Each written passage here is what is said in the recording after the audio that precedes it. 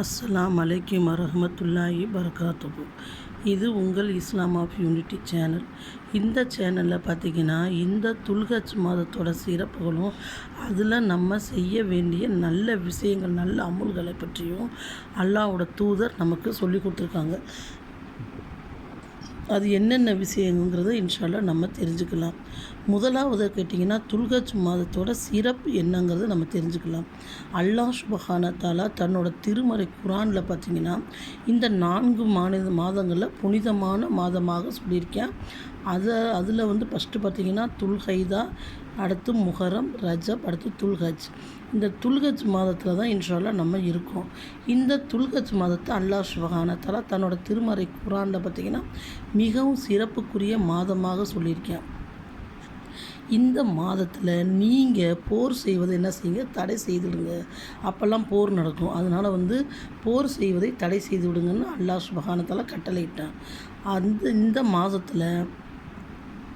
இந்த மாதத்தில் போர் போர் இருந்துச்சு. இப்போ நம்ம என்ன செய்யணும், வீண் சண்டைகள், சச்சரவுகள் ஏதாவது நம்ம ஈடுபடாமல் நம்ம பாதுகாத்துக்கிறணும். இதுதான் துல்ஹஜ் மாதத்தில் சிறப்புன்னு. அடுத்து என்னென்னு கேட்டிங்கன்னா அரஃபா நோன்பு.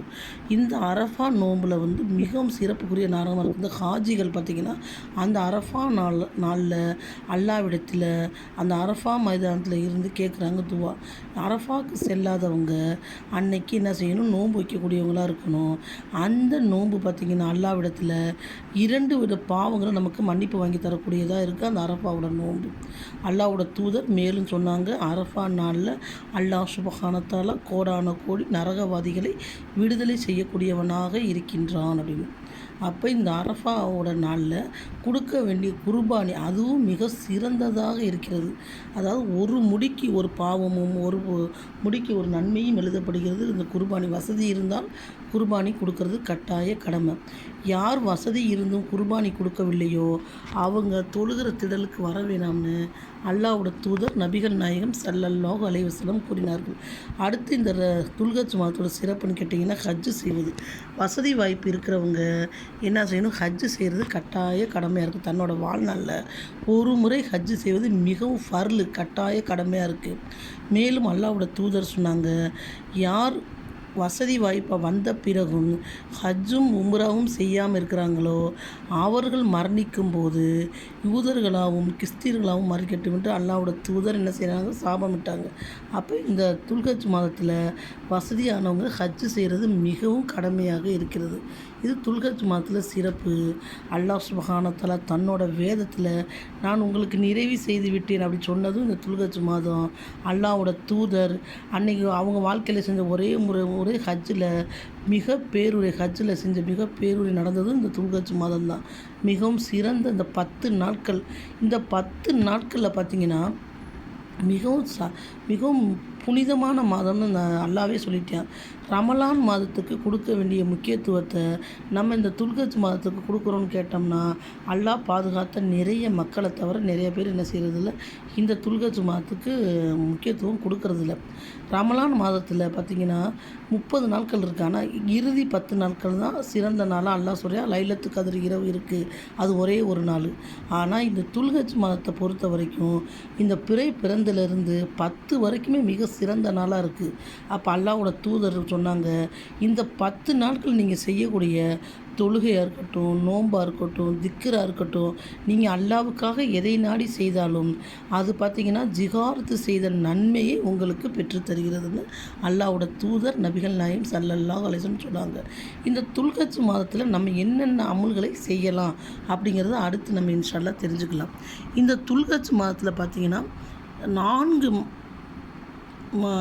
விஷயங்கள் ஒரே மாதத்தில் நமக்கு கிடைக்குது. ஃபஸ்ட்டு கேட்டிங்கன்னா தொழுகை, நோன்பு, குர்பானி, ஹஜ்ஜு செய்கிறது இந்த மாதத்தில் நமக்கு நடக்குது. இதில் நம்ம என்னென்ன விஷயங்களை அதிகமாக செய்யலாங்கிறத பார்க்கலாம்.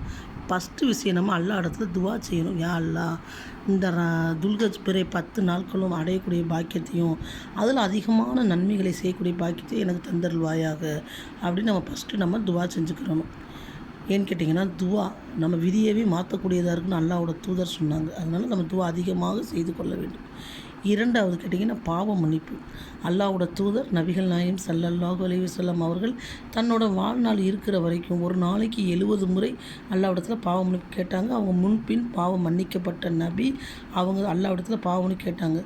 நம்ம செய்கிற நிறைய அமல்கள் இந்த பாவத்தால் தடை செய்யலாம். அதனால் நம்ம இரண்டாவதாக அல்லாஹ்விடத்துல அதிகமாக பாவ மன்னிப்பு செய்யணும். எந்த ஒரு விஷயம் இப்போ நம்ம ஒரு பொதுவாக பெண்களாக இருக்கட்டும், ஆண்களாக இருக்கட்டும், அவங்க செய்கிற இடத்திற்கு செல்லும்போது தங்களை என்ன செய்கிறாங்க, தூய்மையாக வைத்துக்கொண்டு தான் வெளியே செல்வோம். நல்ல ஆடைகள், நல்ல நறுமணங்கள் பூசிக்கொண்டு ஆண்கள் போவாங்க. பெண்கள் அதே மாதிரி தங்களை அலங்கரித்து கொண்டு தான் வெளியே செல்வாங்க. அதே மாதிரி அவங்க வேலை ஆரம்பிக்கிறதுக்கு முன்னுக்கு அவங்க இருக்கிற இடத்த சுத்தமாக வச்சுக்கிடுவாங்க. பெண்களாக இருக்கட்டும், ஆண்களாக இருக்கட்டும். இப்போ பெண்கள் பொதுவாக அடுப்படிக்கு போனாங்கன்னா அந்த இருக்கிற இடத்த க்ளீன் பண்ணிட்டு தான் வேலையை ஆரம்பிப்பாங்க. அதே மாதிரி நம்ம ஏதாவது நல்ல அமல்கள் செய்யும்போது நம்ம உள்ளத்தை தூய்மையாக வச்சுக்கிறணும். கெட்ட சிந்தனைகள், கெட்ட எண்ணங்களை வச்சுக்கிட்டு நம்ம என்ன செய்யக்கூடாது, அமல்களை செய்தால் அது அல்லாஹ்விடத்தில் ஏற்றுக்கொள்ளப்படாது. அதனால் உள்ளத்தை நம்ம என்ன செய்யணும், தூய்மையாக வைத்துக்கொள்வது. அடுத்து நம்ம மனதில் உறுதி எடுக்கணும். இப்போ நம்ம ஏதாச்சும் எங்கேயாச்சும் போகணும், நம்ம திட்டம் போடுறோம்ல, நம்ம அங்கே போனால் இதை செய்யணும். இப்போ ஒரு வீட்டுக்கே நம்ம போகிறோம்னா, ஒரு வீடு மாறுறோம், இல்லை ஒரு ஊருக்கு போகிறோம்னா நம்ம திட்டம் போடுறோம். இவ்வளோ துணிமணிகளை எடுத்து வைக்கணும், இதெல்லாம் அது செய்யணும், இதை செய்யணும். அது மாதிரி நம்ம திட்டமிடுறது. இன்னென்ன அமல்களை செய்வேன், இன்னென்ன இது விஷயங்களை இந்த 10 நாளில் அதிகமாக செய்வேன் அப்படிங்கிறத மனதில் திட்டமிட்டு உறுதிமொழி நம்ம எடுத்துக்கொள்கிறது. அதே மாதிரி காலையிலேருந்து இரவு வரைக்கும் அல்லாவே சொல்லிட்டேன், இது புனிதமானம், இந்த புனிதமானத்தில் போரே தடைப்பட்டிருக்கு. அப்போ வீண் பேச்சுகளில் ஃபோன் போட்டு பேசுகிறது, தொலைக்காட்சிகள், செல்ஃபோனில் வீண் விஷயங்களை தவிர்த்து கொண்டு இந்த மாதத்தில் நம்ம எவ்வளோ ஆண்களோ பெண்களோ வேலைகளை முடித்து கொண்டு எந்த விஷயம் செய்தாலும் அது நன்மைக்குரியதாக இருக்கிறது. அதிகமாக இப்போ ஃபர்லு தொழுதா நம்ம சுன்னத் தொழுகையில் தொழுகலாம், திக்ருகளை ஓதலாம், குரான் ஓதலாம். அதிகமான நன்மைகளை நம்ம செய்யக்கூடியவங்களாக இருக்கலாம். அடுத்து ஏதாவது நன்மைகளை நம்ம ஏவி தீமையை தடுப்பது. இப்போ யாராச்சும் நம்ம பார்க்குறோம், அவங்க தீமையான விஷயங்களை செய்கிறாங்கன்னா இப்படி செய்யாதீங்க வைக்காதீங்கன்னு நம்ம அல்லாவுக்காக அவங்களுக்கு எடுத்து சொல்கிறது. அதே மாதிரி துல்ஹஜ் மாதம் வந்துட்டால் நம்ம என்ன செய்கிறது, மனசில் அதிகமாக மகிழ்ச்சிகளை கொள்ளுவது. அதாவது நமக்கு இந்த மாதம் வந்துருச்சு, எப்படி ரமலான் மாதம் வந்தால் நம்ம மகிழ்ச்சி அடைகிறோம், அதே மாதிரி துல்ஹஜ் மாதத்துக்கும் முக்கியத்துவம் கொடுத்து நம்ம மகிழ்ச்சி அடைவது. அடுத்து கேட்டிங்கன்னா அரஃபா நோன்பு. இப்போ ஹஜ்ஜுக்கு போனவங்க அங்கே அரஃபா நாளில் இருந்து அல்லாஹ்விடத்தில் பாவ மன்னிப்பு கேட்டு அவங்க என்ன செய்கிறாங்க, பிறந்த குழந்தை அல்லாஹ்வோட தூதர் சொன்னாங்க, யார் வீணான பேச்சுக்களையும் வீணான வார்த்தைகளையும் விட்டு அல்லாஹ்வுக்காக ஹஜ்ஜு செய்து அல்லாஹ்வுக்காக திரும்பி வருகிறாரோ அவர் அன்று பிறந்த குழந்தை போல் வருகிறான்னு அல்லாஹ்வோட தூதர் சொன்னாங்க.